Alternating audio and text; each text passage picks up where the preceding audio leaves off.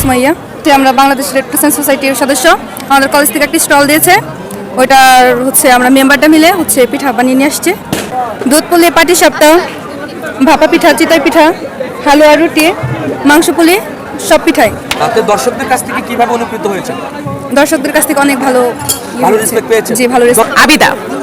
আপনি এখানে কি উদ্দেশ্যে এসেছেন? আমি এসেছি আমাদের যে ডিপার্টমেন্ট, ওইখান থেকে আমি ডেপুটি টিম লিডার হিসেবে এখানে আছি।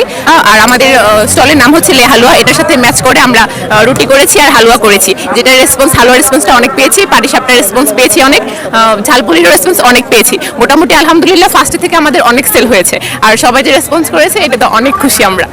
যে জলুসটা হারিয়ে গেছে, ফিরিয়ে আনা সম্ভব? হ্যাঁ, ফিরিয়ে আনা অবশ্যই সম্ভব।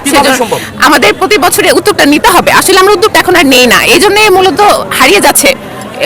গ্রাম বাংলার যে ঐতিহ্যগুলো, এটা প্রত্যেক বছর বছর আমার মতে আয়োজনটা করা উচিত। বছর একবার হোক, দুইবার হোক করা উচিত, যেন সবাই জানতে পারে। এটা আপনি একটু শহরে যান, ঢাকায় যান, টাঙ্গাইল যান, দেখবেন যে অনেকে চেনে না পিঠা এগুলা।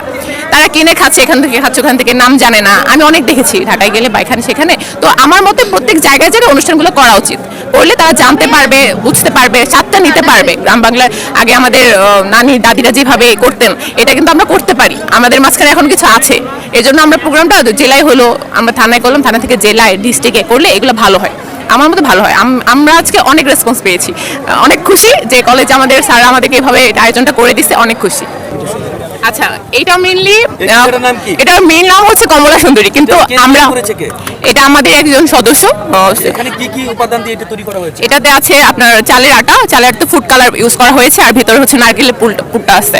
তো আর উপরে এটা মূলত ওই যে কমলার যে এটা থাকে, এটা রং দিয়ে উপস্থাপনা করা হয়েছে, কিন্তু আমরা মেইনলি মজা করে নাম দিয়েছি মেয়েদের মন। এতে দেখা যাচ্ছে, হ্যাঁ হ্যাঁ হ্যাঁ, কিন্তু এটা মেইন নাম হচ্ছে কমলা সুন্দরী।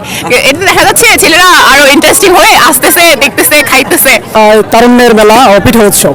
কি নাম আপনার? আমার নাম রবিন রহমান। আচ্ছা, এই পিঠা উৎসবে আপনারা যে দর্শনার্থীর কাছ থেকে কিরকম উৎসাহ পেয়েছেন? জি, আমরা ইনশাল্লাহ কলেজে প্রায় অনেক বছর পরে, মাঝখানে করে হয়েছিল, তারপর অনেক বছর পরে এটা পালন করা হচ্ছে। তো আলহামদুলিল্লাহ সব মিলে আমরা ভালো উৎসাহ পেয়েছি আর কি দর্শকদের কাছ থেকে। আপনাদের যে আয়োজক কমিটি, আপনারা যারা আয়োজক কমিটির যে উদযাপনের অংশ হিসাবে কি কি জিনিস উদ্যোগ হিসেবে আপনারা পরিবেশন করেছেন?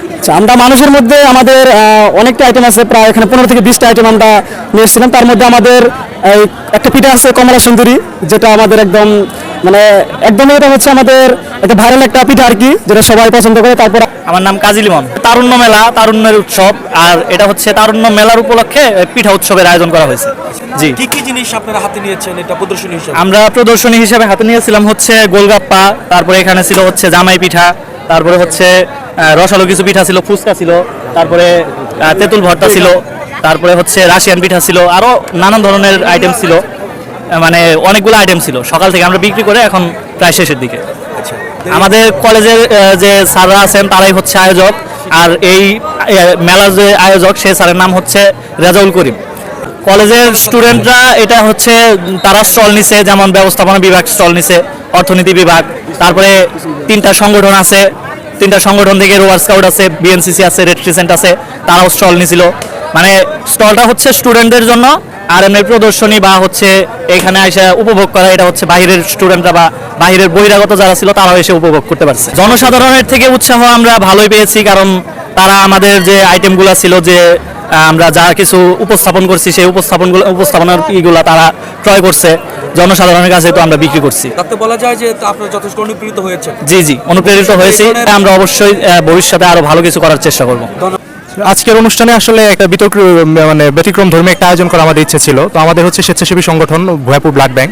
আমাদের মূলত রক্ত নিয়ে কাজ, বিনামূল্যে রক্তদান, মানুষকে রক্তদানে উৎসাহিতকরণ, বিনামূল্যে ব্লাড গ্রুপিং সহ বিভিন্ন ধরনের সমাজসেবামূলক কাজে আমাদের অংশগ্রহণ হয়। যেহেতু আজকে এখানে একটা বড় ধরনের আয়োজন হয়েছে, বেশ কিছু মানুষের সমাগম হবে, সেই হিসেবেই আমাদের মধ্যে এমন অনেকেই আছে যারা নিজেদের ব্লাড গ্রুপ জানে না।